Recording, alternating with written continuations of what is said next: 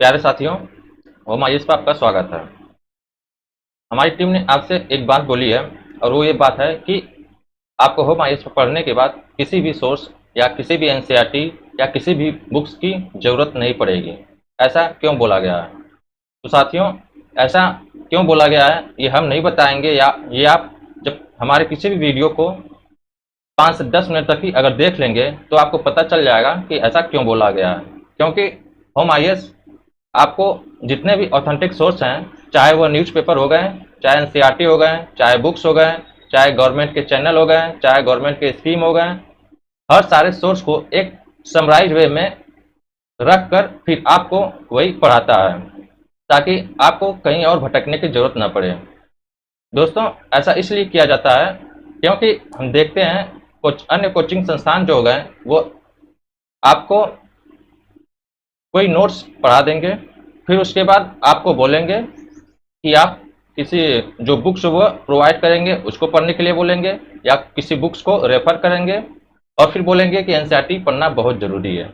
तो दोस्तों, मेरा अगर कहना आप मानिएगा, अगर जो मेरे पॉइंट ऑफ व्यू से जो होता है कि हिंदी मीडियम एक ऐसा मीडियम है जहाँ पर आपको आपकी जो आधार होते हैं वो आधार ही बहुत कमज़ोर होता है।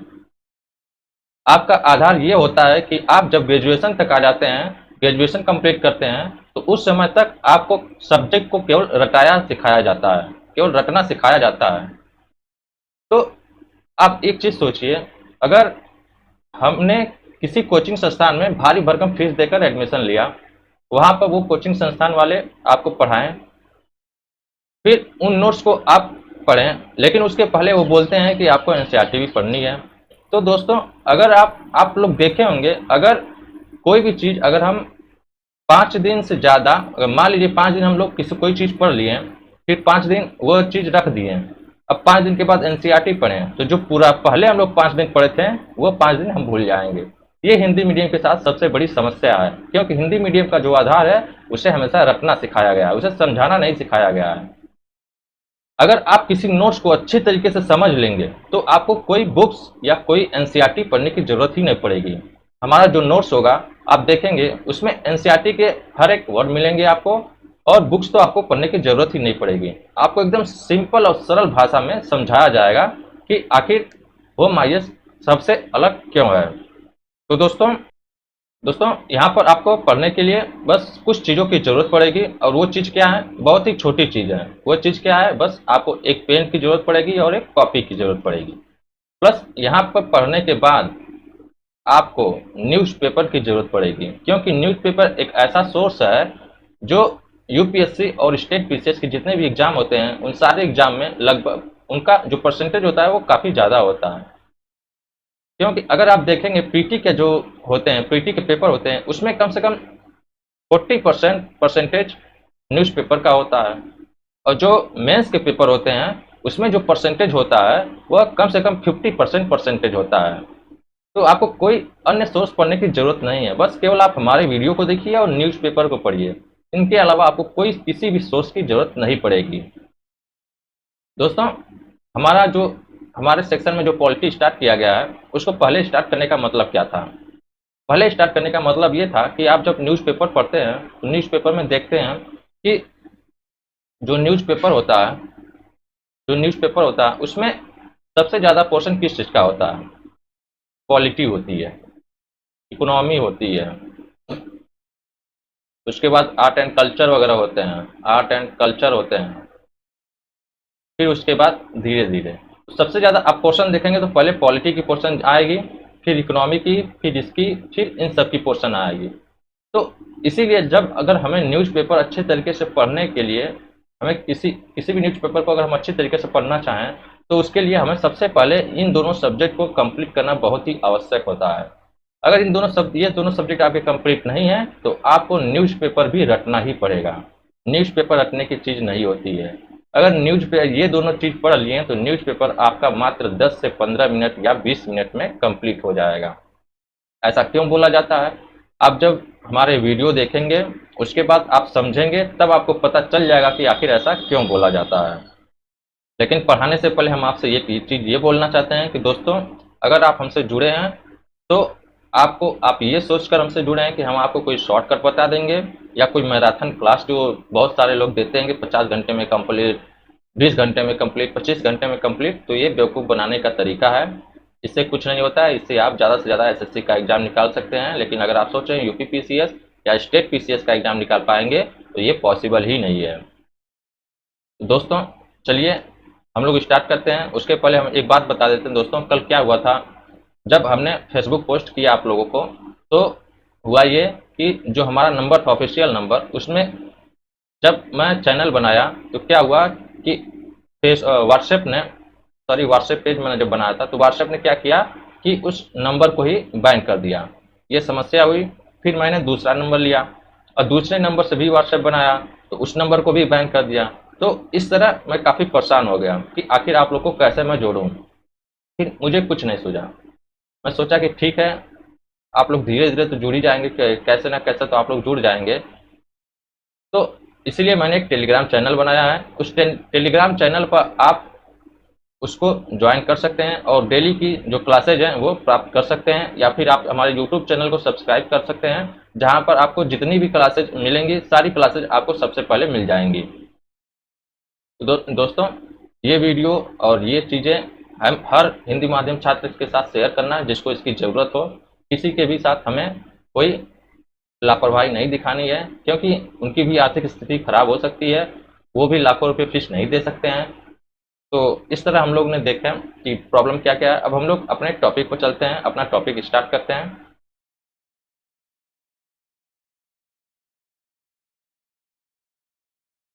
दोस्तों पॉलिटिक्स सेक्शन में हम लोगों ने जो हमारी जो संविधान की ऐतिहासिक पृष्ठभूमि थी उसको हम लोगों ने क्लियर कर लिया है। दूसरा, हम लोगों ने जो संविधान का निर्माण था, आखिर कैसे निर्माण हुआ है, उसको एक संपूर्ण अवलोकन उसका किया था।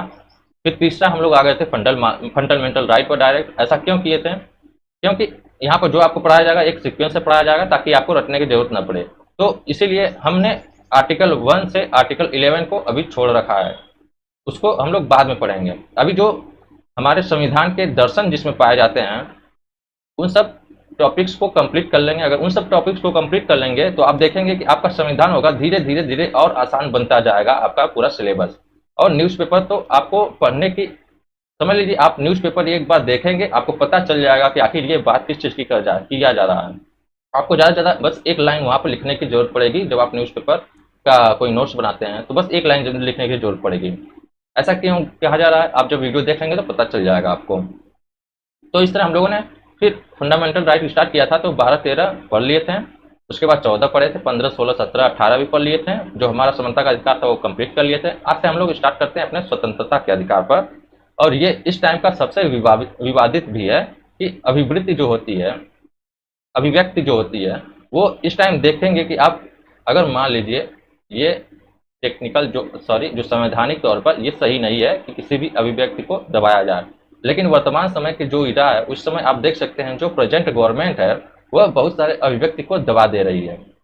आप कोई भी अभिव्यक्ति करेंगे, आप कोई भी अभिव्यक्ति जब करते हैं तो आपके पीछे बहुत सारे एजेंसी को लगा देंगे या आपका दमन कर देंगे। इनके जो आईटी सेल हैं ये भी आपके पीछे पड़ जाएंगे। तो दोस्तों अभिव्यक्ति भी इस समय एक उसकी जो व्यवहारिकता थी वो खतरनाक पोजीशन पर पहुंच चुकी है। ऐसा क्यों बोला जा रहा है, चलिए हम लोग जब टॉपिक स्टार्ट करते हैं तो पता चल जाएगा ऐसा क्यों बोला जा रहा है। तो देखते हैं हम लोग पहले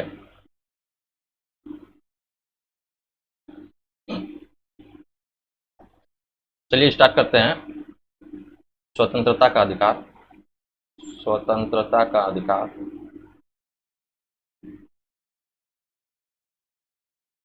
इसके अंतर्गत कितने प्रकार के अधिकार हैं? वह हैं 19 है, 20 है, 21 है, 21A है, 22 है। जैसे समानता का अधिकार हम लोगों को देखे थे, कुछ आर्टिकल बहुत ही इंपॉर्टेंट है। जैसे आर्टिकल 16 था, उसके माध्यम से हम लोगों ने पूरे जो हमारी जो रिजर्वेशन की व्यवस्था है उसको एक अच्छी तरीके से हम लोगों ने उसका मूल्यांकन किया था कि कैसे जो गवर्नमेंट है वो जनता को बेवकूफ़ बनाती है रिजर्वेशन के लिए और जनता कैसे बेवकूफ़ बनता है। तो इस तरह हम लोगों ने पूरा मूल्यांकन किया था। अब हम लोग चलते हैं स्वतंत्रता के अधिकार पर, आर्टिकल 19 पर। तो आर्टिकल 19 क्या बोलता है? आर्टिकल 19 यह भारतीय नागरिक तथा कंपनी के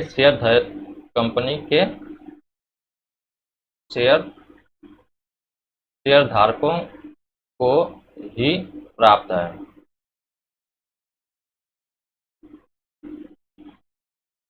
ऐसा क्यों है, ये जब हम लोग पढ़ेंगे तो उसके बाद पता चल जाएगा आपको कि ऐसा क्यों है। यह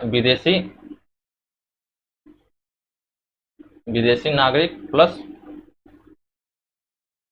कंपनी को प्राप्त नहीं है। ये हो गया हमारा पीटी का थोड़ा सा पॉइंट। तो आर्टिकल 19 क्या है देखते हैं। आर्टिकल 19 हमारे 6 प्रकार के हमारे अधिकारों की रक्षा करता है। वो हमारे अधिकार कौन कौन से हैं देखते हैं। वो सारे अधिकार जो हैं 19 क्लॉज 1 सब क्लॉज ए है,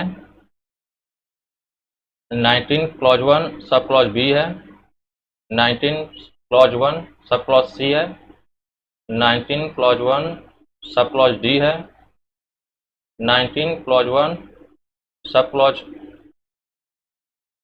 F E 19 clause 1 sub clause F, इसे हटा दिया गया। 19 क्लॉज 1 सब क्लॉज जी। तो इस तरह हम देखते हैं कि आर्टिकल 19 में कितने प्रकार के अधिकार हैं। पहला अधिकार है ये हो गया, दूसरा हो गया, तीसरा हो गया, चौथा हो गया, पांचवा हो गया। इसे हटा दिया गया। हम लोग देखेंगे आखिर क्यों हटाया गया है, किस संशोधन के द्वारा हटाया गया, और ये हो गया छठवां। तो पहले हम लोग इनके बारे में पढ़ लेते हैं कि ये अधिकार हैं क्या, उसके बाद फिर हम लोग इसका मूल्यांकन करेंगे एक बार एक, आखिर ये अधिकार हैं क्या। तो हम लोग देखेंगे जो 19 क्लॉज 1 सब क्लॉज ए है, यह वाक एवं अभिव्यक्ति की स्वतंत्रता का अधिकार देता है। सबसे विवादित आर्टिकल इस टाइम हो चुका है ये कि किसी भी व्यक्ति की अभिव्यक्ति को कैसे दबाया जा रहा है प्रेजेंट समय में, ये आप लोग धीरे धीरे देख समझ जाएंगे। तो टूल किट का मामला है उसको भी आप समझ सकते हैं कि कैसे किसी अभिव्यक्ति को दबा दिया गया।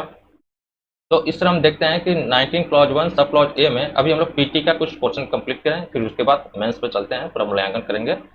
तो वाक्य एवं अभिव्यक्ति की स्वतंत्रता का अधिकार देता है। इसको अगर हम लोग सिंपल भाषा में देखें तो ये विचार एवं अभिव्यक्ति हो गया। आपको जब प्रस्तावना पढ़ाया था तो उसमें हम लोग देखे थे विचार और अभिव्यक्ति होता है क्या, इसको एक अच्छी तरीके से हम लोगों ने प्रस्तावना में पढ़ा था। अगर आपको प्रस्तावना का वीडियो चाहिए तो नीचे डिस्क्रिप्शन में आपके हमारे सारे वीडियो के लिंक आपको मिल जाएंगे। तो विचार और अभिव्यक्ति होते क्या हैं तो हम लोग देखेंगे। जैसे मान लीजिए कोई बच्चा है, कोई मान लीजिए 2 साल का बच्चा है और ये पागल है। तो हम लोग देखते हैं कोई मान लीजिए 2 साल का बच्चा है, एक पागल है। 2 साल का बच्चा क्या है, वह उसके अंदर क्या होता है, आप देखे होंगे आपके घर में कोई बच्चा होगा, उसके अंदर क्या होगा, उसके अंदर अभी विचार करने की सोच कि जो विकसित होना चाहिए वो विकसित नहीं है।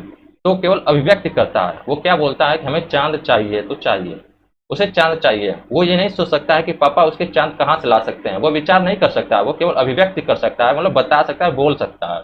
उसके अंदर अभी विचार करने की शक्ति नहीं है। और एक पागल हो गया, ये भी क्या है, ये इसकी विचार करने की शक्ति खत्म हो गई है, केवल ये अभिव्यक्ति कर सकता है। तो इस तरह हम देखते हैं विचार और अभिव्यक्ति होता क्या है, इस तरह हम लोगों ने देखा। तो 19 क्लॉज 1 सब क्लॉज ए में ये बात बोली गई है। फिर हम लोग देखेंगे इसके कुछ अपवाद भी हैं। वो क्या अपवाद है, इसमें 8 प्रकार के अपवाद बताए गए, 8 प्रकार की सीमाएं लगाई गई हैं कि आपके विचार और अभिव्यक्ति की स्वतंत्रता आपको जो प्राप्त है, जो अधिकार आपको प्राप्त है, उस पर 8 प्रकार की सीमाएं लगाई जा सकती है, उसको रोका जा सकता है। तो हम लोग ये जो आर्टिकल है, इस आर्टिकल को इन सबको पूरा 19 क्लॉज 1 बी से जी तक पढ़ने के बाद इसको हम लोग डिस्कस करेंगे, क्योंकि ये बहुत ही इंपॉर्टेंट आर्टिकल है। इसको एक अच्छे तरीके से हमें डिस्कस करना पड़ेगा। तो अब इसके बाद चलते हैं 19 क्लॉज 1 सब क्लॉज बी, इन सब आर्टिकल को धीरे धीरे कंप्लीट करते हैं, फिर उसके बाद लास्ट में 19 clause 1 sub clause A discuss करते हैं। तो चलते हैं, जो हमारा आर्टिकल है वह 19 क्लॉज 1 सब क्लॉज बी, ये क्या बोलता है कि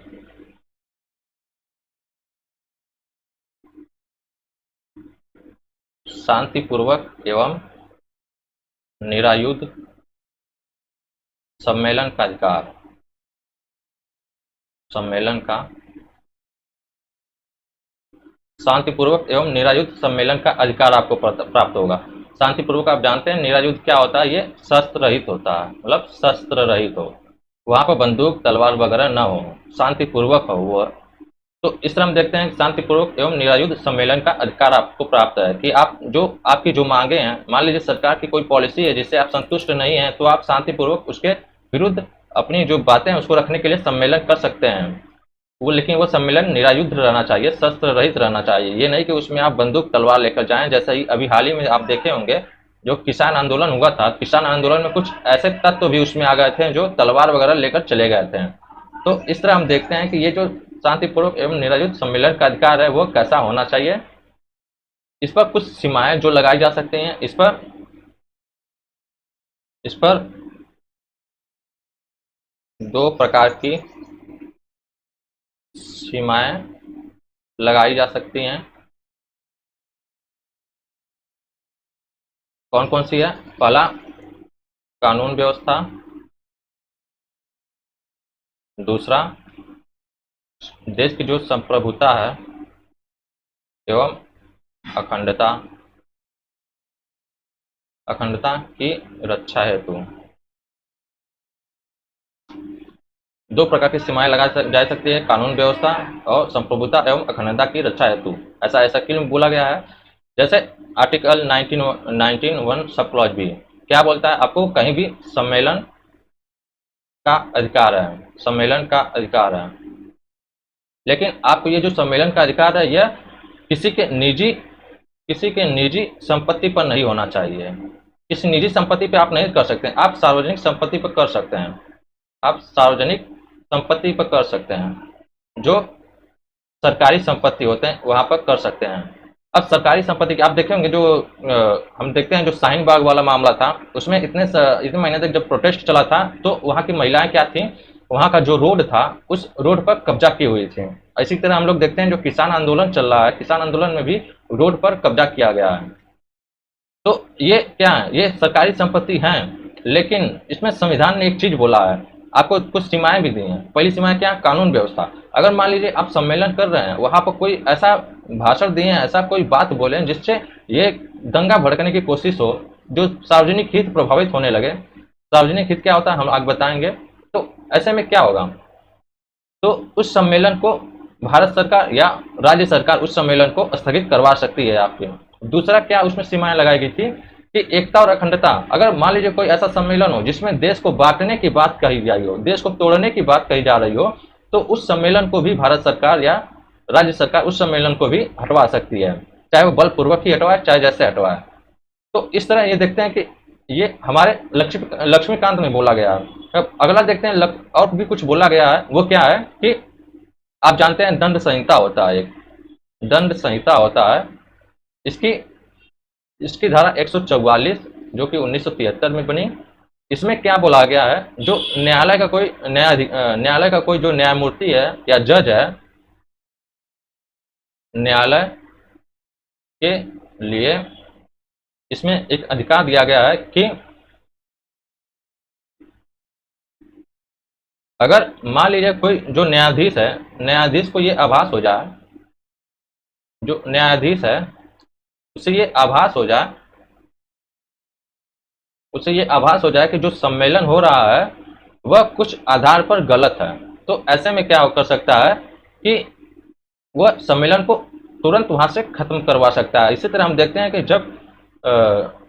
जब ये हो रहा था, क्या बोलते हैं, दिल्ली में प्रोटेस्ट हो रहा था एनआरसी और सीआरआर के लिए, तो उस समय क्या था, बार बार सुप्रीम कोर्ट का फैसला आ रहा था कि इसे जल्द से जल्द हटवाया जाए, जल्द से जल्द हटवाया जाए। पूरे पेपर में उस टाइम ये पूरा बना हुआ था शाहीन बाग वाला मामला। अब क्या है, किसान आंदोलन वाला मामला बना हुआ है। तो इस तरह हम देख, इसीलिए हम बोले थे कि आपको जो न्यूज़पेपर है उसको केवल एक बार देखने की जरूरत पड़ेगी, उसको रटने की जरूरत नहीं पड़ेगी। आप जब हमें पढ़ लेंगे तो उसके बाद न्यूज़पेपर को आराम से समझ सकते हैं कि आखिर ऐसा क्यों बोला गया था। तो न्यायाधीश को अगर ये आभास हो जाए कि उससे कुछ हितें प्रभावित हो रही हैं, वो हित क्या है, तो वो हित ये है कि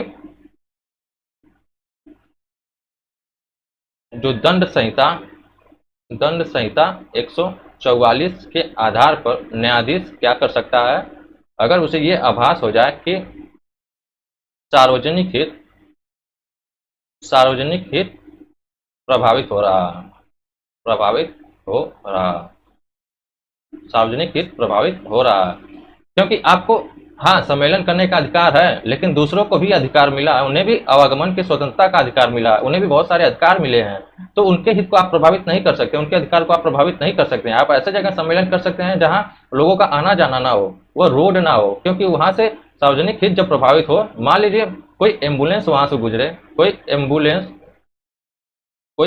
वहां से गुजरे, उस एम्बुलेंस में एक क्रिटिकल मरीज हो, आप उस रास्ते को पर कब्जा करके बैठे हुए हैं, तो ऐसे में क्या होगा, उसका भी अधिकार है, जीवन का अधिकार उसको मिला है।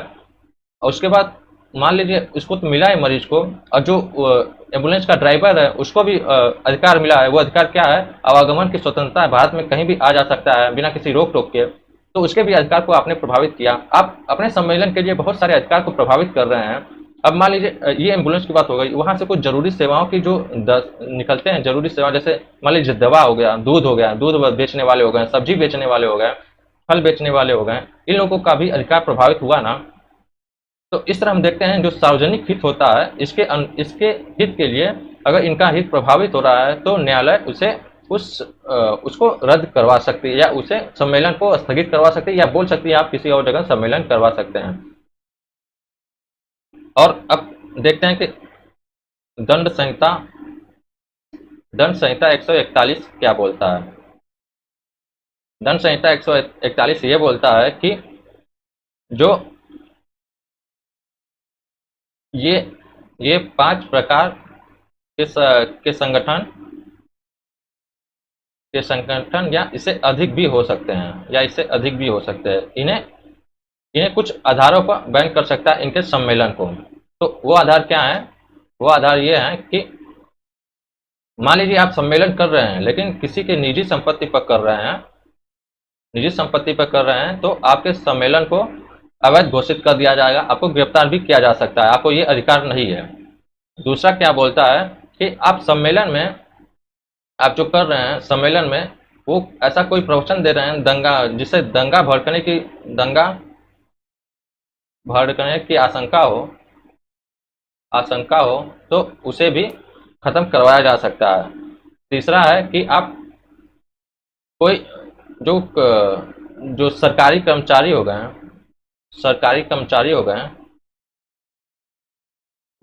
अगर इनके जो विधायी प्रक्रिया है,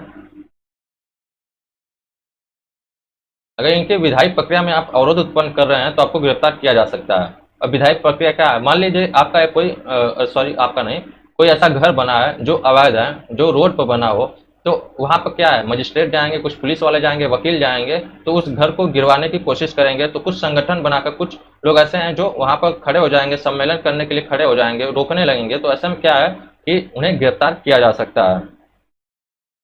चौथा, अब कोई सम्मेलन हो जिसमें किसी व्यक्ति को गैर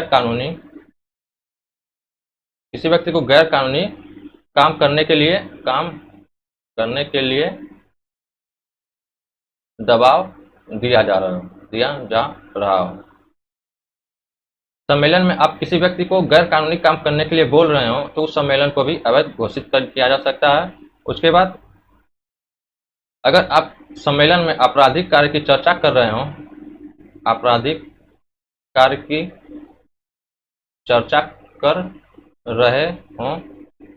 तो उसे भी खत्म करवाया जा सकता है। तो इस तरह हम देखते हैं कि जो इसमें सीमाएं हैं, वो सीमाएं क्या क्या थी। हम लोग article 19 clause 1 sub clause B पढ़ चुके हैं कि आपको शस्त्र रहित जो सम्मेलन है उसको करने का अधिकार है, आपको उसमें बंदूक तलवार ले जाने का अधिकार नहीं है। आपको सम्मेलन करने का अधिकार जो है वो कहाँ पर आपको मिल सकता है, कोई मैदान है जो केवल सरकारी स्थानों पर ही मिल सकता है। आपको किसी निजी की संपत्ति पर सम्मेलन आप नहीं कर सकते हैं, और सरकारी स्थानों में भी ऐसे स्थान जिससे किसी का हित प्रभावित न हो।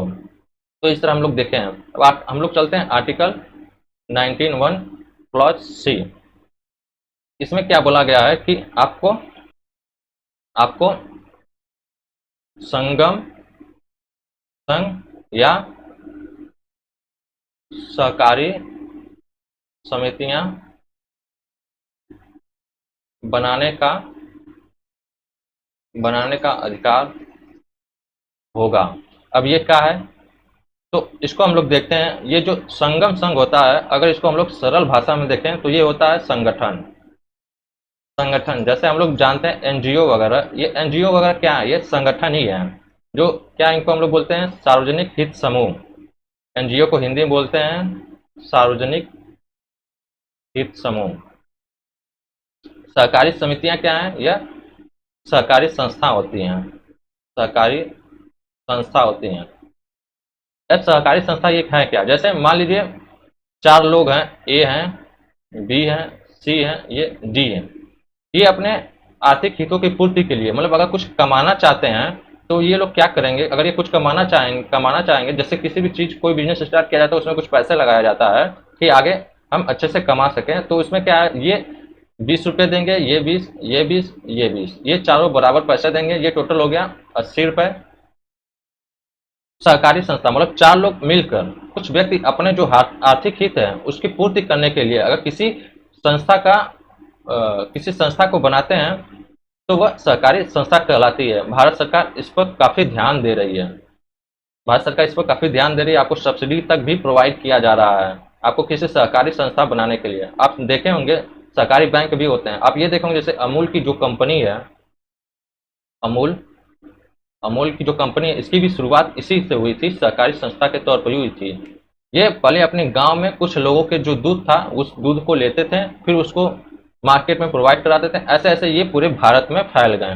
तो इस तरह हम देखते हैं कि 19 क्लॉज 1 सब क्लॉज सी क्या बोलता है कि हमें संगठन या सहकारी संस्था बनाने का अधिकार है, लेकिन इसमें भी कुछ सीमाएं हैं। वो सीमाएं क्या हैं, सीमाएं पढ़ने से पहले हम लोग देख लेते हैं कि ये जो सहकारी संस्था है,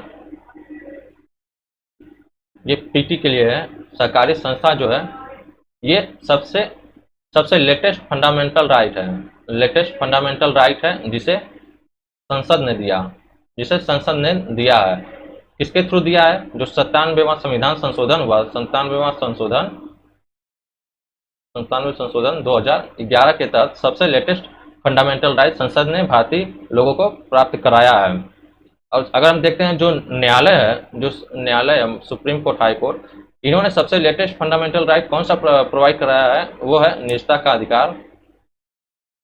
का अधिकार, जिसके अंतर्गत अभी हाल ही में समलैंगिकता को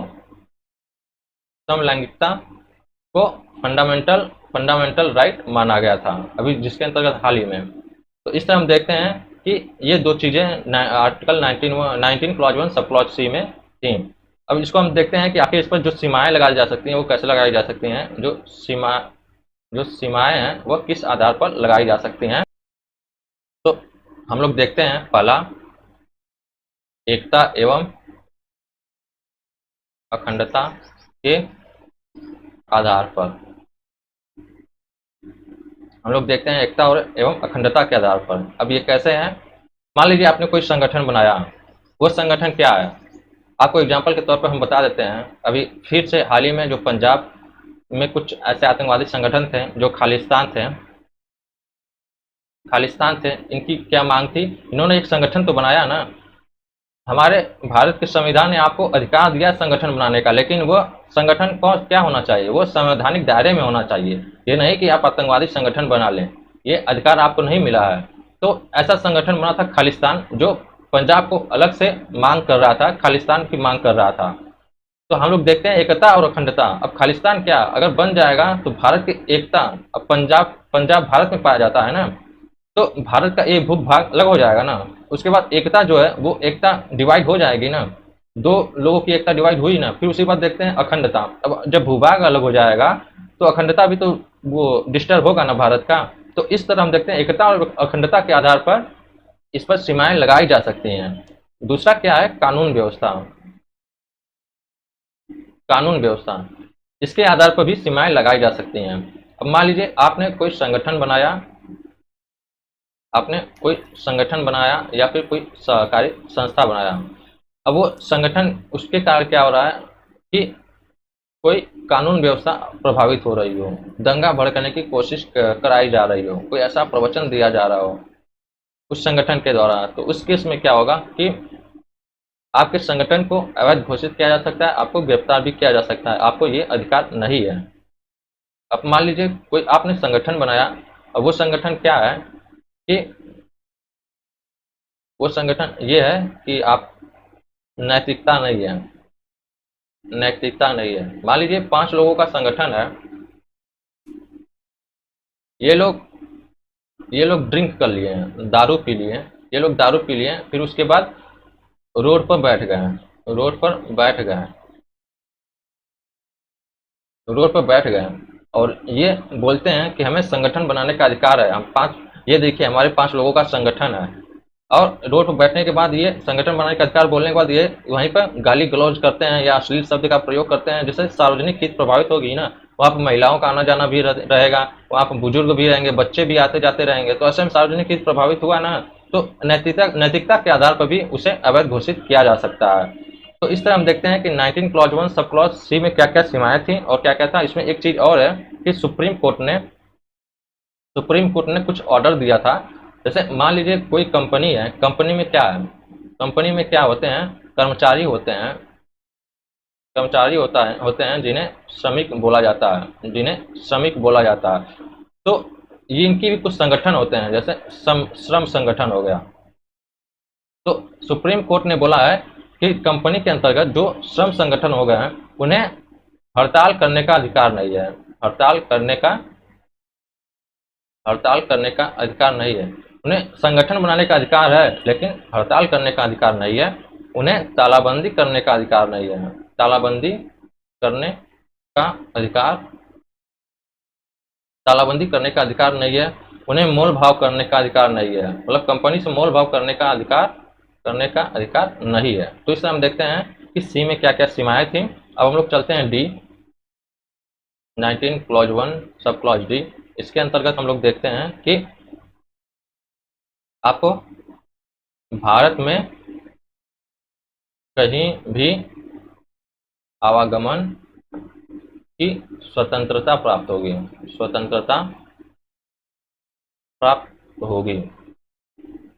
आपको भारत में कहीं भी आवागमन की स्वतंत्रता प्राप्त होगी। ये क्यों दिया गया था? ये इसलिए दिया गया था कि भारत क्या है, भारत एक है, बहुत सारे भारत नहीं है, भारत एक है। उसके जो सभी नागरिक हैं वो भी भारत के लिए एक हैं, किसी को कोई विशेषाधिकार नहीं है, सभी नागरिकों में, ये जो सभी नागरिकों हैं किसी को कोई विशेषाधिकार नहीं है। सभी नागरिकों में समानता, एकता, राष्ट्रवाद, राष्ट्रीयता, इन सब सोच को बढ़ाने के उद्देश्य से भारत के नागरिकों को ये आवागमन की स्वतंत्रता दी गई थी कि आप भारत में एक राज्य से दूसरे राज्य जा सकते हैं और वो जो एक राज्य से एक जगह से दूसरे जगह पर भी जा सकते हैं। ऐसा इसलिए बोला गया कि जो एकीकरण हो, जो राष्ट्रीयता हो, उसको बढ़ावा मिल सके। तो लेकिन हम देखते हैं कि इस पर भी कुछ सीमाएं लगाई जा सकती हैं। वो सीमाएं क्या हैं? बहुत ही अच्छी सीमाएं हैं, जो भी बताया गया है कि जो सीमाएं हैं वह मान लीजिए एसटी हो गया कोई, जो ट्राइबल होते हैं, और एक मान लीजिए सार्वजनिक हित, इन दोनों को एक ही साथ भी मिलाकर हम लोग पढ़ सकते हैं। मान लीजिए भारत में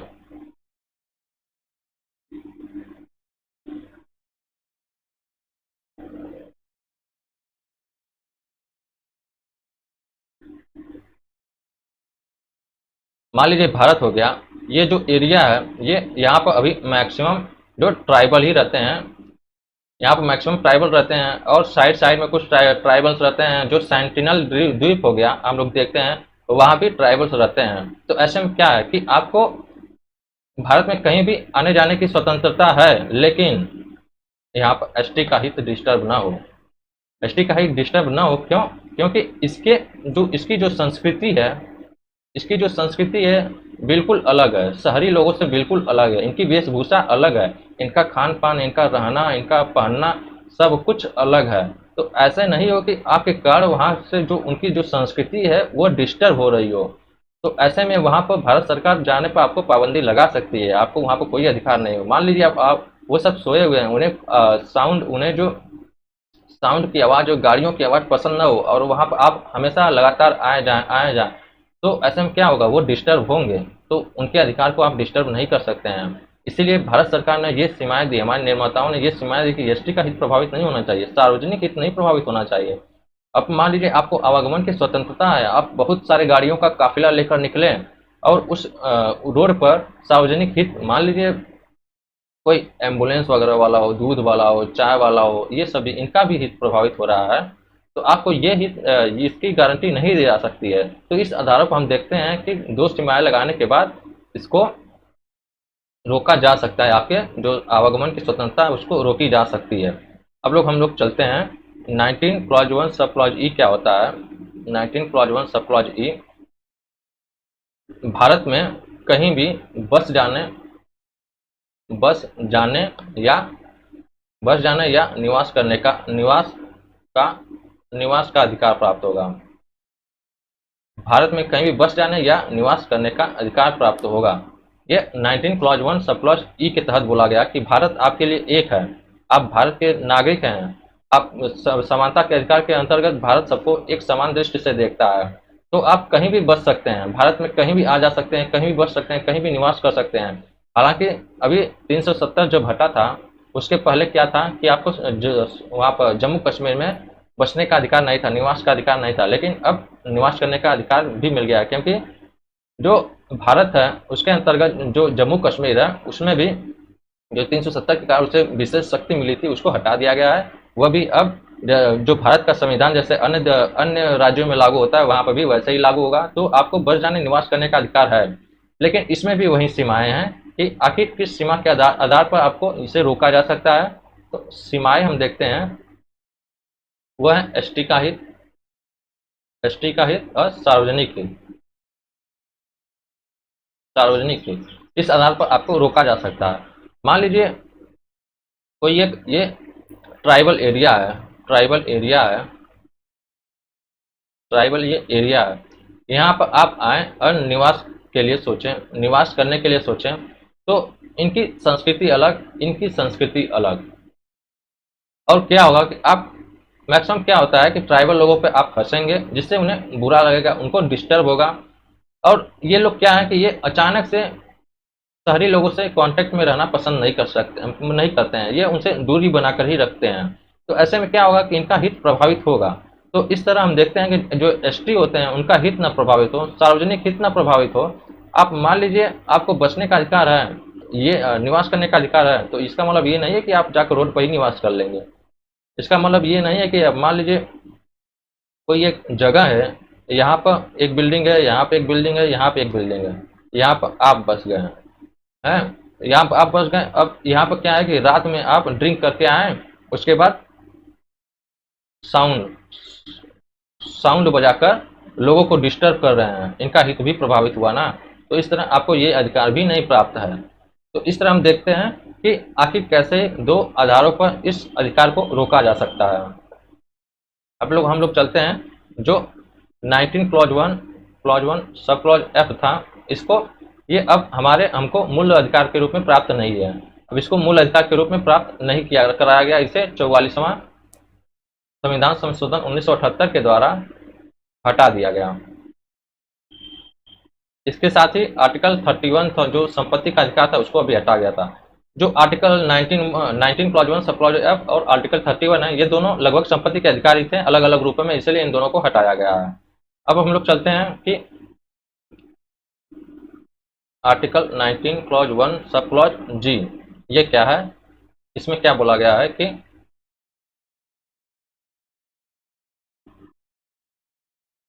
कोई भी पेशा, वृत्ति, व्यापार, व्यवसाय चुनने का व्यवसाय चुनने का अधिकार होगा, लेकिन वह संवैधानिक होना चाहिए। वह संवैधानिक संवैधानिक होना चाहिए। आप कहीं पे बस जाएं, आपको अपने आर्थिक हितों की पूर्ति के लिए कोई ना कोई तो पैसा चाहिए होगा ना, कोई ना कोई व्यवसाय तो करना होगा ना। तो ऐसे में कोई आप भारत सरकार का, भारत की जो संविधान बोलता है, कोई भी पेशा, वृत्ति, व्यापार, व्यवसाय चुनने का अधिकार होगा, लेकिन वह संवैधानिक होना चाहिए। आप ये पेशा नहीं अपना सकते हैं कि आप किसी के किडनी किडनी का पैसा नहीं अपना सकते हैं। मतलब किसी का किडनी निकाल कर उसको बेचने का पैसा नहीं अपना अपना सकते हैं। आप अफीम गांजा नहीं बेच सकते हैं। आप अफीम गांजा नहीं बेच सकते हैं। यह केवल डॉक्टरों को ही प्राप्त है इसका अधिकार, क्योंकि यह जो मेडिकल साइंस है उसमें इसकी काफ़ी इम्पोर्टेंस है। तो आप ऐसा नहीं कर सकते हैं। कोई भी पैसा चुनने का अधिकार आपको मिला तो आप ये नहीं कर सकते हैं कि आप हर जगह शराब की दुकान खोल सकते हैं, ऐसा नहीं है। इसमें जो सीमाएं हैं वो हमारे संविधान निर्माताओं ने कुछ जो सीमाएं दी हैं वो ये दी है कि जो होगा योग्यता, जैसे मान लीजिए कोई भी पैसा, कोई भी पैसे पर राज्य योग्यता निर्धारित कर सकती है। राज्य योग्यता निर्धारित कर सकती है। अब योग्यता निर्धारित कैसे कर सकती है? मान लीजिए डॉक्टर हैं, ये डॉक्टर हैं, ये अब डॉक्टर, इनको डॉक्टर जब ये बनेंगे तो इनको उसके लिए एमबीबीएस वगैरह की डिग्री चाहिए ना, एमबीबीएस वगैरह की डिग्री चाहिए, तभी ये जो डॉक्टर है वो डॉक्टर बन सकते हैं। लेकिन इसीलिए बोला गया है कि कोई भी पेशे पर योग्यता, भारत सरकार योग्यता निर्धारित कर सकती है कि डॉक्टर बनने के लिए आपको डॉक्टर की डिग्री लेनी पड़ेगी। ऐसा क्यों? क्योंकि सार्वजनिक हित इनसे बहुत ज़्यादा डिस्टर्ब हो सकता है। अब झोला छाप डॉक्टर को देखते होंगे, कितने लोग उनके कारण बीमार होते हैं, कितने लोग मर जाते हैं क्योंकि वो झोला छाप है, उनको डिग्री नहीं प्राप्त है। तो इस तरह कोई भी पेशा आप चुने, आप इंजीनियर, वकील बने, वकील के लिए आपको एलएलबी की डिग्री लेनी पड़ेगी। तो इस तरह हम देखते हैं कि पेशा होना चाहिए, लेकिन उस पर कुछ अगर सीमाएं हैं तो वो सीमाएं भी लागू होनी चाहिए। अब दूसरा क्या है कि मान लीजिए अब जैसे शराब है तो हर कोई बोल दे कि हमें अधिकार मिला है कि हमें कोई भी पेशा चुनने का अधिकार है, लेकिन अब आप शराब की दुकान खोलकर बैठ गए, ऐसा क्या सार्वजनिक हित प्रभावित हुआ ना उससे? तो अब उसके लिए एक अधिकार, अगर मान लीजिए आप शराब की दुकान खोलकर बैठ गए, जो शराब का जो कंपोजिशन होता है उसमें कुछ मात्राएं होती हैं, उस मात्राओं को सही मात्रा में मिलाना पड़ता है, तभी जाकर वो शराब सही से बन पाती है। आप देखे होंगे कि जो शराब से जो मृत्यु होती है, कहीं कहीं सैकड़ों एक एक दिन में मृत्यु हो जाती है। कहीं कहीं गाँव में क्या है, कच्ची शराबें जो मिलती हैं उनको कंपोजिशन वहाँ पर सही नहीं मिल पाता है, इसीलिए वह जहरीली हो जाते हैं और लोगों की मृत्यु हो जाती है। इसीलिए हम बोला गया है, संविधान निर्माताओं ने बोला है कि जो एकाधिकार है वो कुछ पैसे पर एकाधिकार भारत सरकार निर्धारित कर सकती है। जैसे शराब है तो शराब किसी एक को लाइसेंस के तहत दे सकती है कि आप शराब केवल बेच सकते हैं या आप शराब केवल बना सकते हैं, आप अफीम गांजा बेच सकते हैं या आप बना सकते हैं या उगा सकते हैं। तो इस तरह हम देखते हैं कि आर्टिकल 91 क्लॉज सब क्लॉज जी क्या बोलता है। अब हम लोग चलते हैं अपने सबसे महत्वपूर्ण आर्टिकल, जो हमारा महत्वपूर्ण आर्टिकल था वो था 19 क्लॉज 1 सब क्लॉज ए।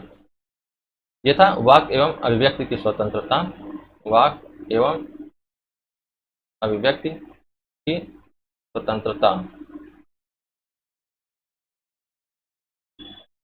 वाक एवं अभिव्यक्ति की स्वतंत्रता इसमें बताई गई थी। तो हम लोगों ने स्टार्टिंग में ही देखा कि विचार और अभिव्यक्ति में अंतर क्या होता है। वाक मतलब विचार होता है।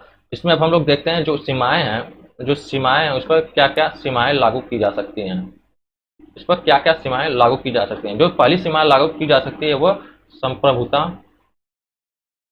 संप्रभुता एवं अखंडता। आप अभिव्यक्ति कर सकते हैं, आप बोल सकते हैं, आपको बोलने का अधिकार मिला हुआ है, लेकिन अगर आप ऐसा नहीं बोल सकते हैं, आप देश को टुकड़े टुकड़े में होने के लिए नहीं बोल सकते हैं जिससे देश में खतरा हो, देश की अखंडता पर खतरा हो, तो आपको उस अभिव्यक्ति की आज़ादी नहीं है। आप टुकड़े होने की आज़ादी नहीं दे सकते हैं आपको। तो इससे हम देखते हैं पहला है। जो दूसरा है वो राज्य की सुरक्षा। राज्य की सुरक्षा, राज्य कौन है? आर्टिकल 12। आर्टिकल 12 हमने अच्छे तरीके से पढ़ा था कि आखिर राज्य होते क्या हैं। तो हम लोग देखते हैं राज्य की सुरक्षा। हम मान लीजिए जो भारत है, भारत में अगर अभिव्यक्ति ऐसा हो गया जैसे जिसके कारण बहुत सारे लोग इकट्ठा हो गए और उनके इकट्ठा होने के कारण क्या होता है, यहाँ पर तख्ता पलट की कोशिश करने की कोशिश की जा रही है, जैसे म्यांमार में अभी हो रहा है।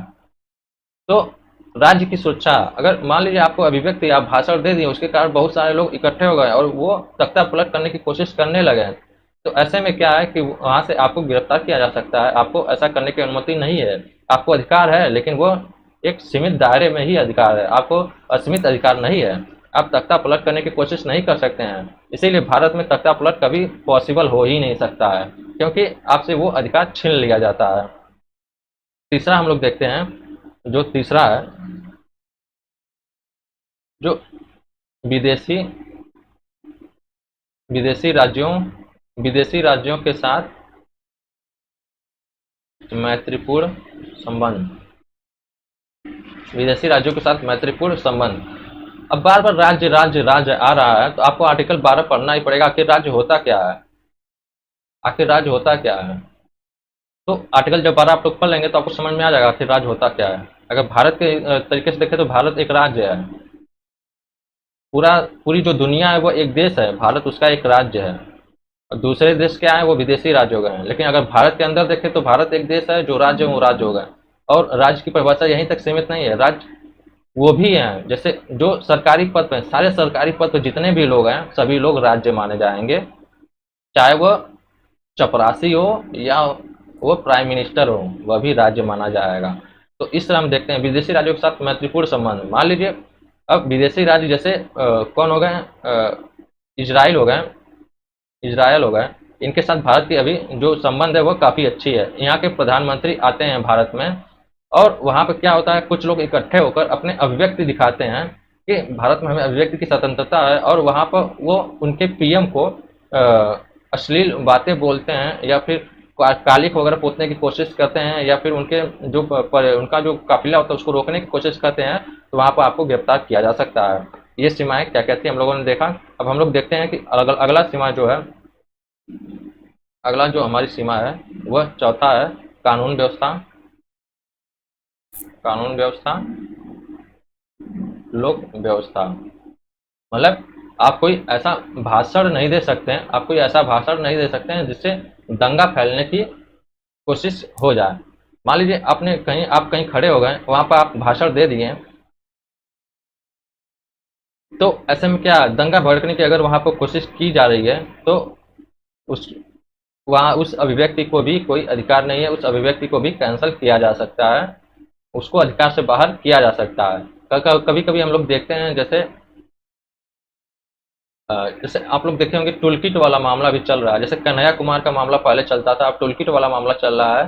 तो वह भी क्या था, वो ऐसी अभिव्यक्ति थी जिससे भारत को एक खतरा था।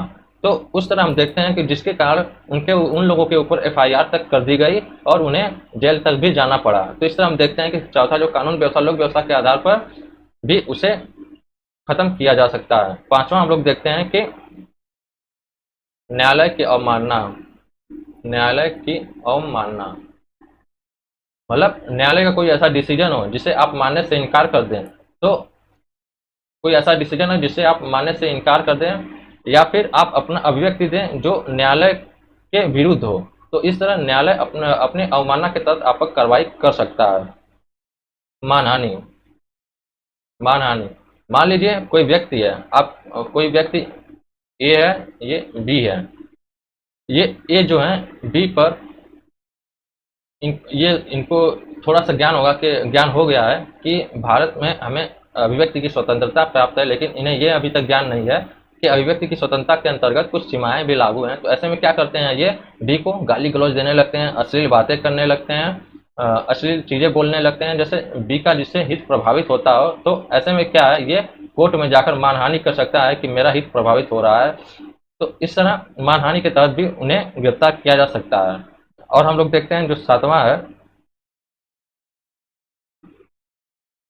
सातवां किसी को अपराध के लिए उकसाना।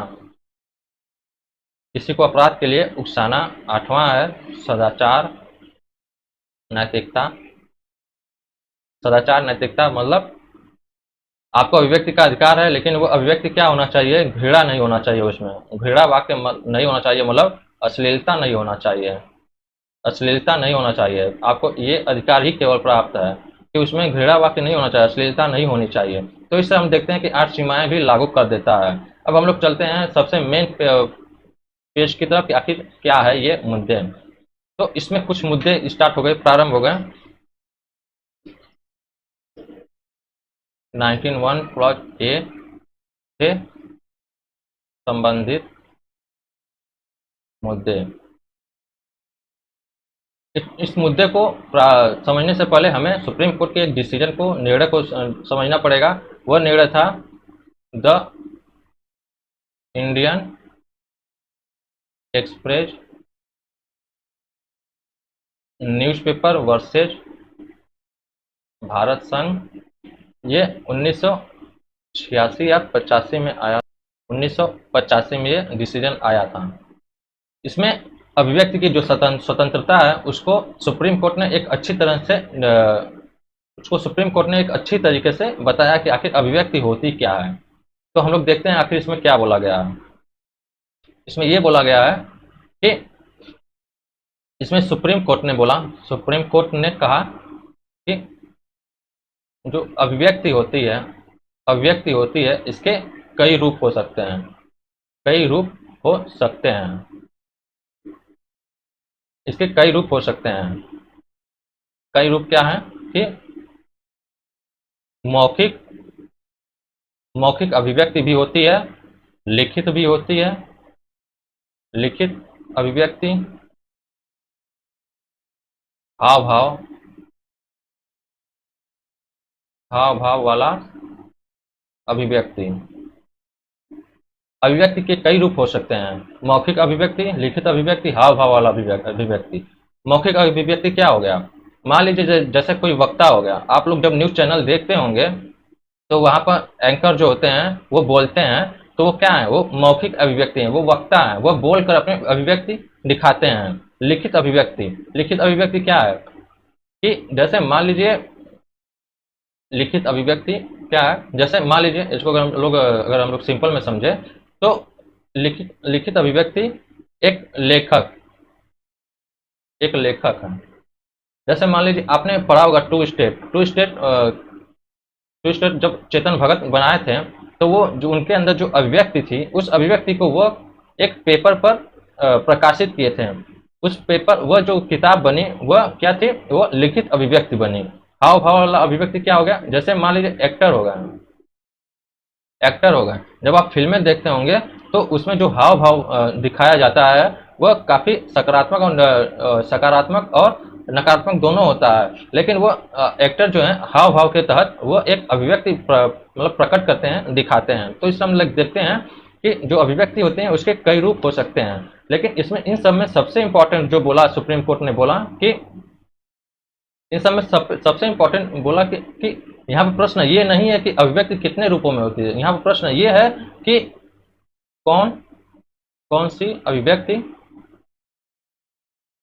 सबसे प्रभावशाली है, सबसे ज्यादा प्रभावशाली है। कौन सी अभिव्यक्ति सबसे ज्यादा प्रभावशाली है, यहाँ पर प्रश्न ये उठता है। अब मान लीजिए जैसे मौखिक अभिव्यक्ति हो गया। मौखिक अभिव्यक्ति, यह मौखिक अभिव्यक्ति कहाँ दी जा सकती है?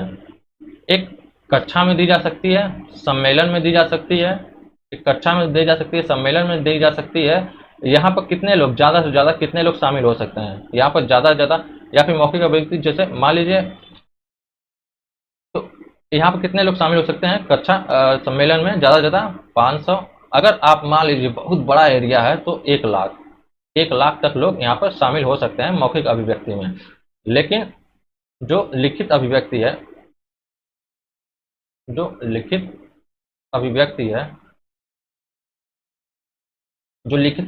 वो क्या है कि किसी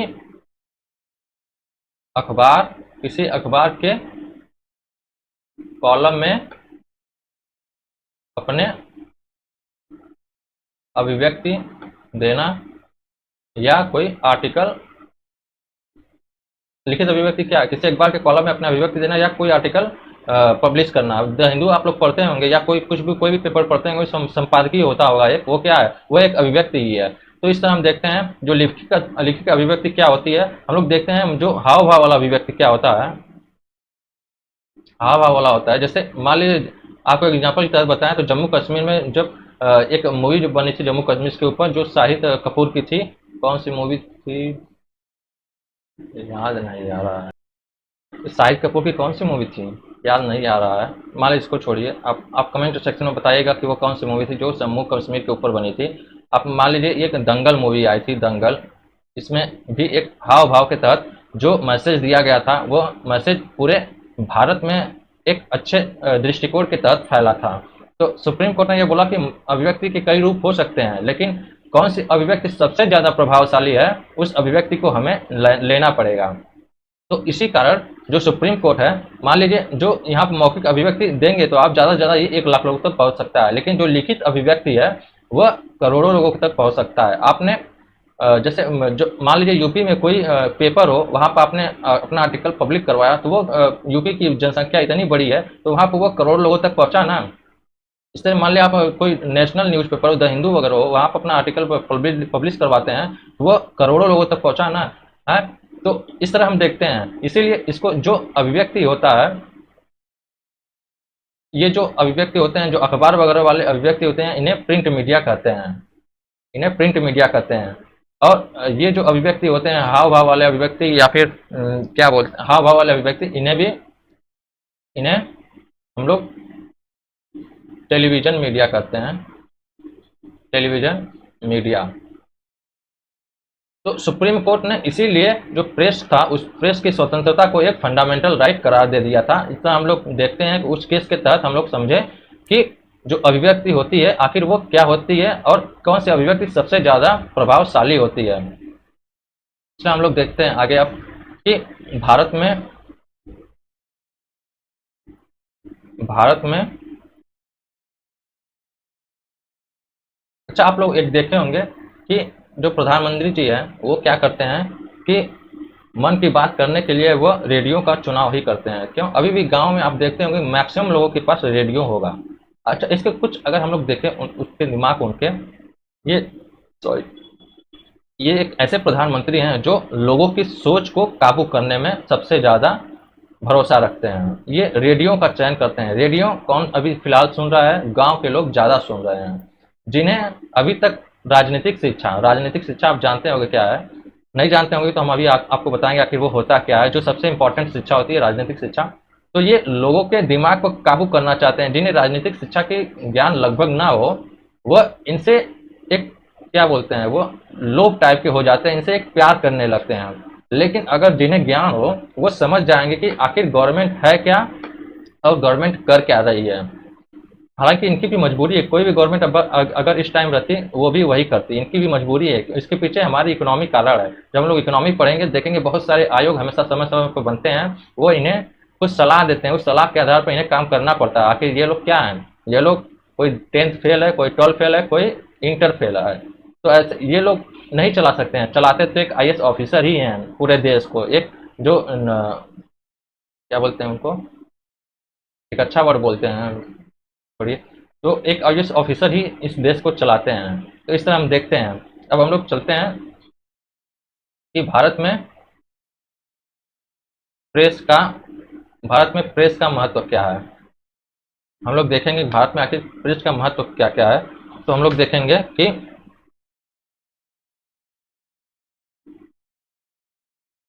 प्रेस बोला किसको जाता है? प्रेस को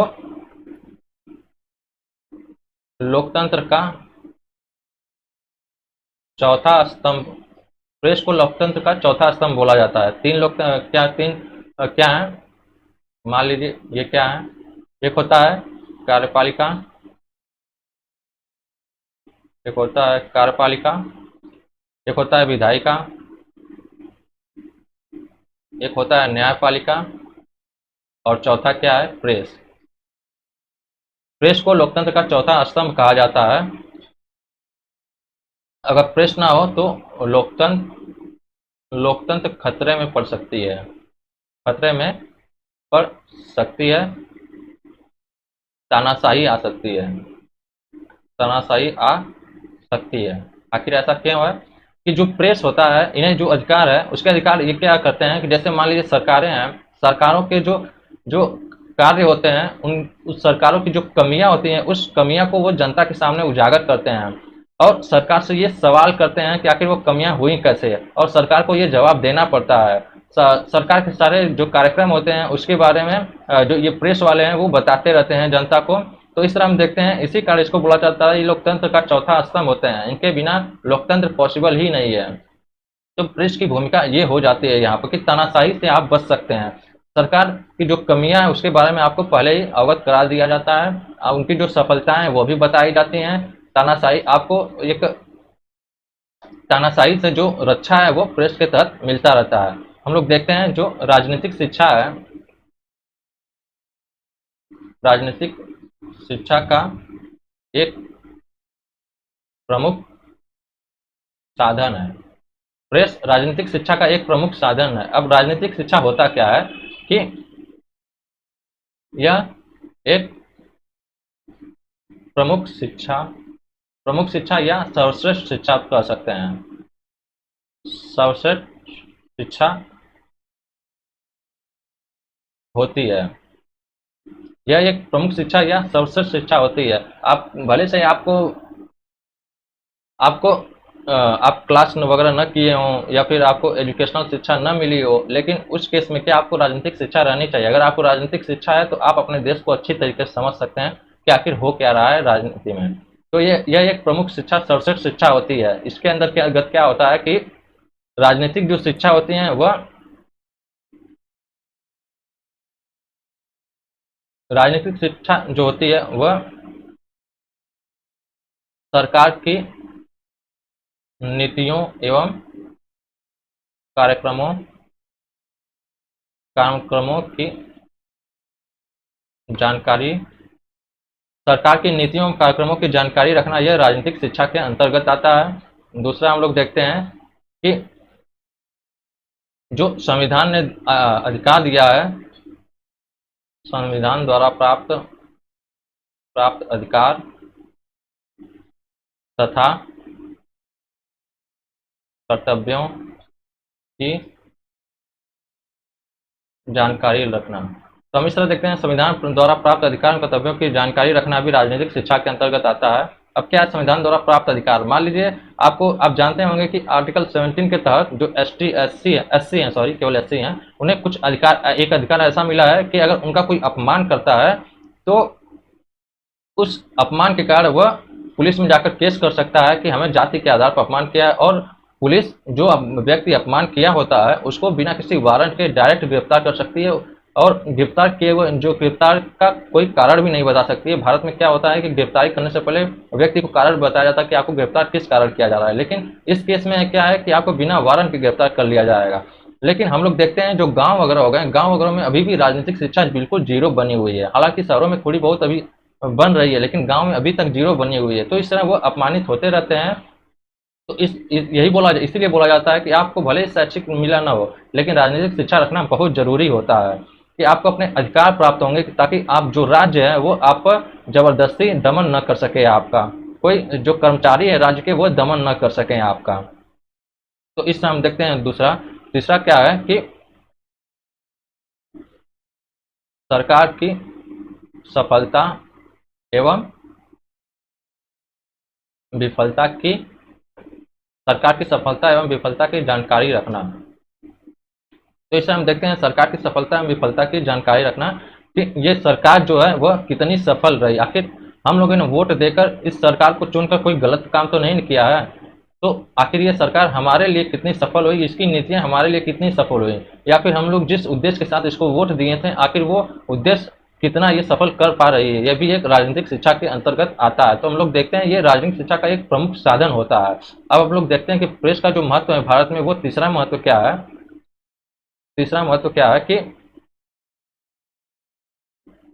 भारत में एकीकरण को बढ़ावा देता है। जो प्रेस है, मान लीजिए जो प्रेस हो गए, प्रेस में क्या है, मान लीजिए कोई न्यूज़ चैनल है, आज तक मान लीजिए कोई है, यहाँ पर जो एंकर हो गया, एंकर के साइड साइड आप देखे होंगे इधर बीजेपी, अरे यहाँ पर बीजेपी वगैरह काला है फालतू का यार।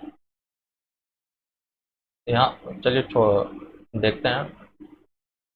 यहाँ पर मान लीजिए कोई पंजाब से है, कोई केरल से है, कोई कोई मान लीजिए त्रिपुरा से है, कोई मान लीजिए राजस्थान से है, कोई मान लीजिए जम्मू कश्मीर से है। तो ये क्या है, भारत में एकीकरण को बढ़ावा देता है। ये जो जम्मू कश्मीर की जो संस्कृति है वो पंजाब की संस्कृति से बिल्कुल अलग है, केरल की संस्कृति से अलग है, त्रिपुरा की अलग है, राजस्थान की अलग है। भारत में क्या है, भारत एक बहुल बहुल समाज बहुल समाज देश है, बहुल समाज देश है, जहाँ पर अनेकों धर्म है, भाषा है, संस्कृति है। जहाँ पर बहुल समाज देश है, जहाँ पर अनेकों धर्म है, भाषा है, संस्कृति है, तो वहाँ पर एकीकरण को लाना बहुत ही डिफिकल्ट काम होता है। जहाँ पर बहुत सारे समाज हो, धर्म हो, भाषा हो, तो वहाँ पर एकीकरण लाना बहुत ही डिफिकल्ट काम बन जाता है। तो ये इसमें न्यूज़पेपर की भूमिका सबसे ज़्यादा बढ़ जाती है।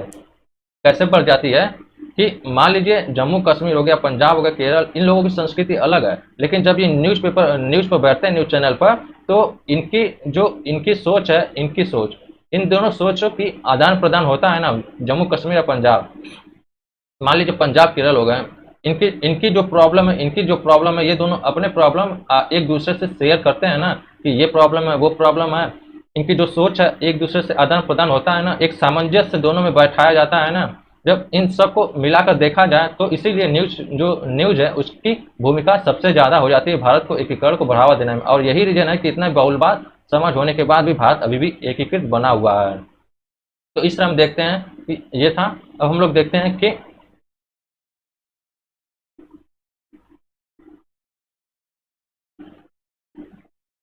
ये समाज सुधार का एक प्रमुख साधन है। यह समाज सुधार का एक प्रमुख साधन है। आखिर ऐसा क्यों बोला जाता है? आप मान लीजिए एक मूवी जो दंगल की मूवी थी, यहाँ पर क्या बोला गया है, हमारे हमारे बेटियों नहीं हमारे छोरियों से कम है कि, और एक बोला गया था गोल्ड तो गोल्ड होता है चाहे वो छोरे लाए या छोरी लाए। तो ऐसा दंगल मूवी में ऐसा बोला गया था। तो अब यहाँ पे आप देख सकते हैं ये समाज सुधार का एक प्रमुख साधन है। ऐसा क्यों बोला गया है? हमारे छोरे छोरियों से कम है कि, आप मान लीजिए कोई एक पेपर है, कोई एक अखबार है, वहाँ पे एक आर्टिकल पढ़ेंगे, तो वो जो आर्टिकल है वह एक जो सकारात्मक संदेश है आपके दिमाग में, वह शायद उतनी अच्छे तरीके से न दे पाए। लेकिन जो मूवियाँ होती हैं उसमें वो क्या है कि जब आप मूवी देखते हैं तो वो जो संदेश होते हैं आपके दिमाग में एक अच्छे व्यापक तरीके से वो संदेश बैठ जाते हैं। और दंगल मूवी ऐसी मूवी थी, उसमें बोला गया था हमारे छोरी छोरियों से कम है कि, इसका मतलब क्या है, इन्होंने लड़कियां जो हैं उनको आगे बढ़ाने का जो रणनीति थी, उस रणनीति को इन्होंने दिखाया है कि लड़कियों को अधिकार आगे बढ़ने का है। उन्हें केवल अधिकार चूल्हा जलाने का नहीं है, रोटी बनाने का नहीं है, उन्हें भी अधिकार है, हर एक चीज़ का अधिकार है। तो इस तरह इस दंगल मूवी में एक जबरदस्त बात बोली गई थी, और वो ये बात थी जिससे एक समाज में एक सकारात्मक संदेश गया था। और ये दंगल अब मूवी क्या है, करोड़ों लोग देखते हैं, पूरे भारत में देखते हैं। अखबार क्या है कि आप मान लीजिए कोई राज्य स्तर का अखबार है तो एक राज्य तक जाएगा, नेशनल अखबार है तो नेशनल अखबार कितने लोग के पास जाएगा, और जितने लोग उसको लेते हैं। लेकिन मूवी क्या है, मूवी लगभग हर कोई देखना पसंद करता है, और समय समय पर जो टेलीविजन है उस पर मूवियाँ आती रहती हैं। तो ये क्या एक सकारात्मक संदेश, मूवियाँ क्या है जो अभिव्यक्ति को प्रकट करने का एक सबसे बड़ा साधन होती हैं। इसलिए हाव भाव के तहत कोई एक्टर एक अपना अभिव्यक्ति प्रकट करता है। तो इसे हम देखते हैं हमारे छोरों से कम है कि एक सकारात्मक संदेश दिया कि ना। जो अब मूवी क्या है, फिल्म के दो रूप होते हैं, दो चीज़ें उसमें आती हैं, वह होता है सकारात्मक नकारात्मक। तो हम लोग को देखिए जो फिल्म होता है सकारात्मक संदेश हम लोग को मिला ना, लेकिन उसी के साथ साथ ही कुछ जो फिल्में होती हैं वो नकारात्मक भी आती हैं। वो जो अश्लील होती हैं, अश्लील फिल्में होती हैं, वो नकारात्मक होती हैं, जिसमें रेप वगैरह हो गया हो, रेप वगैरह हुआ हो, चोरी करना, चोरी करना इत्यादि, ये जो सिखाया जाता है ये नकारात्मक हुआ ना। आप देखते हैं क्राइम पेट्रोल, क्राइम पेट्रोल के तहत आप सुने होंगे, समय समय पर अखबारों में ये आता है लेख कि किसी ने क्राइम क्राइम पेट्रोल देखकर अपना किसी को मार दिया, किसी को कुछ कर दिया। तो इस तरह ये अश्लील बातें, ये अश्लील है, रेप चोरी है करना, अब मूवियाँ नकारात्मक संदेश भी देती हैं। इसीलिए अब इस नकारात्मक जो ये संदेश होता है इसको कम करने के लिए भारत में सेंसर बोर्ड बनाया गया है कि जो नकारात्मकता है उसको ज़्यादा से ज़्यादा कम किया जा सके। लेकिन व्यवहार में देखा जाए भारत में अभी स्थिति ये है कि जो OTT प्लेटफॉर्म होते हैं, जो वेब सीरीज हो रहे हैं, और जो फेसबुक पर आप बहुत लोग देखते होंगे कि क्या मसाज प्रांक, उसके मसाज प्रांक, पार्क में मसाज प्रांक, देवर भाभी प्रांक, न जाने क्या क्या, डबल मीनिंग प्रांक तो चल जाता है। उसके बाद आप देखते होंगे फेसबुक पर, बाप रे बाप, इतने सारे अश्लील कंटेंट बने हुए हैं, और OTT तो उससे आगे निकल चुका है। न जाने कौन कौन सा वेब सीरीज बनाया जा रहा है, और सारे वेब सीरीज पूरे अश्लील हैं। तो हम देखते हैं कि जो वोट बैंक है, वोट बैंक की राजनीति के लिए ये सेंसर बोर्ड तक को भी, जो सरकारें हैं वह इन्हें अपना काम करने तक की अनुमति नहीं दे पा रहे हैं, क्योंकि इनको जीतना होता है।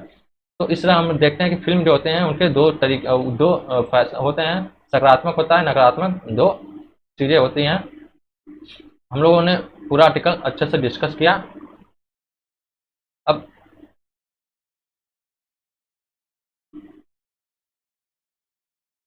अभी इसमें हम लोग देखते हैं जो सीमाएं हैं, आखिर प्रेस पर सीमाएं लगाना उचित है। यह भी मेंस का क्वेश्चन बनता रहता है हमेशा। तो हम लोग देखते हैं कि प्रेस क्या है। सुप्रीम कोर्ट ने प्रेस को एक फंडामेंटल राइट क्यों बोला, किसके अंतर्गत बोला? अभिव्यक्ति की स्वतंत्रता के अंतर्गत सुप्रीम कोर्ट ने प्रेस को एक फंडामेंटल राइट माना। तो अभिव्यक्ति की स्वतंत्रता के अंतर्गत 8 सीमाएं हैं ना, कि 8 सीमाएं के आधार पर आपकी अभिव्यक्ति की स्वतंत्रता को रोक की जा सकती है। तो वही आठ सीमाएं प्रेस प्रेस के ऊपर भी लागू होती हैं। पूरे, ये केवल भारत ही नहीं, पूरे विश्व में किसी भी प्रेस को असीमित अधिकार नहीं मिला है। भारत में भी वही उनको उतना ही अधिकार मिला है जितना अधिकार किसी अभिव्यक्ति की स्वतंत्रता के अंतर्गत है। उन्हें, उन पर भी 8 सीमाएं लागू की जा सकती हैं, उन्हें भी रोका जा सकता है। किसी को भी असीमित अभिव्यक्ति का, जो असीमित अभिव्यक्ति हो उसका अधिकार नहीं मिला, असीमित अधिकार नहीं मिला है। तो इस तरह हम देखते हैं कि आखिर ये होता क्या है। अब हम लोग देखते हैं कि अभिव्यक्ति के अंतर्गत 19 क्लॉज 1 सब क्लॉज ए, इसके अंतर्गत कुछ और भी अधिकार दिए गए। वो अधिकार क्या थे? जैसे मौन रहने का अधिकार, मौन रहने का अधिकार। लगभग 1 साल या 2 साल पहले आप बहुत ये न्यूज़पेपर में सुन रहे होंगे, जब थिएटर वगैरह में आप जाते होंगे तो वहाँ पर राष्ट्रगान पहले बजता है। तो राष्ट्रगान के दौरान क्या है, कुछ लोग उठते हैं, कुछ लोग नहीं उठते हैं। तो ऐसे में ये क्वेश्चन बार बार उठ रहा था कि किसी एक जो धर्म विशेष है उसके ऊपर ये कार्रवाई थोपी जा रही थी कि वह भारत से प्रेम नहीं करते हैं या नहीं करते हैं। लेकिन सुप्रीम कोर्ट ने क्या बोला कि मौन रहने का अधिकार भी आपको एक फंडामेंटल राइट है, मतलब आपका अधिकार है। आप राष्ट्रगान गा सकते, आपकी इच्छा, आप राष्ट्रगान गा सकते हैं या मौन रह सकते हैं, आपकी इच्छा है, आपको कोई बाध्य नहीं कर सकता। इसलिए मौन रहने का अधिकार भी एक फंडामेंटल राइट है। यह किस केस में दिया गया था? यह इमैनुअल बनाम केरल 2014 के फैसले में कोर्ट ने यह बोला था कि मौन रहने का अधिकार भी आपका एक फंडामेंटल राइट है। आपको कोई दबाव नहीं दिया जा सकता है कि आप राष्ट्रगान गाएं या ना गाएं। अब दूसरा क्या इसमें हम लोग देखते हैं कि राष्ट्रध्वज फहराने का अधिकार। नवीन जिंदल बनाम भारत 2004। इसके तहत हम देखते हैं कि सुप्रीम कोर्ट ने बोला कि राष्ट्रध्वज आपको फहराने का अधिकार है। आप राष्ट्रध्वज फहरा भी सकते हैं, नहीं भी फहरा सकते हैं, ये आपको डिसाइड करना है, ये आपको अधिकार है। आपको कोई रोका नहीं जाएगा, नहीं आपको कोई ब्लेम दिया जाएगा कि आप राष्ट्रध्वज क्यों नहीं फहराएं, ये आपको अधिकार है। तो इस तरह हम ये भी एक अभिव्यक्ति की स्वतंत्रता है कि हमारे मन में मान लीजिए कुछ और चल रहा हो और हमें कोई जबरदस्ती बोले कि राष्ट्रध्वज हम फहराएं, तो ऐसा हम नहीं कर सकते हैं, ये हमारे अधिकारों का उल्लंघन होगा। इसलिए आपको अधिकार है कि आप राष्ट्रध्वज फहराएं या ना फहराएं। तो इस तरह हम लोग पूरा आर्टिकल 19 एक अच्छे तरीके से डिस्कस किए हैं। अब हम लोग आगे आर्टिकल 20, 21, 21 से और 22 क्लियर करेंगे कि अभी इसमें स्वतंत्रता के अधिकार में कम से कम 2 वीडियो या 3 वीडियो अभी और बनाना पड़ेगा, तभी आपका स्वतंत्रता का अधिकार खत्म होगा। तो चलिए नेक्स्ट वीडियो मिलते हैं, तब तक के लिए धन्यवाद। और अगर वीडियो अच्छा लगे तो चैनल को सब्सक्राइब जरूर कर दिएगा, ताकि हमारी हर वीडियो आपके पास पहुँचे। और अगर मैं इतना मेहनत कर रहा हूँ तो आपसे रिक्वेस्ट है कि चैनल पर लाइक कमेंट जरूर करें और इसे अपने दोस्तों के साथ जरूर शेयर करें। चलिए आगे मिलते हैं, धन्यवाद।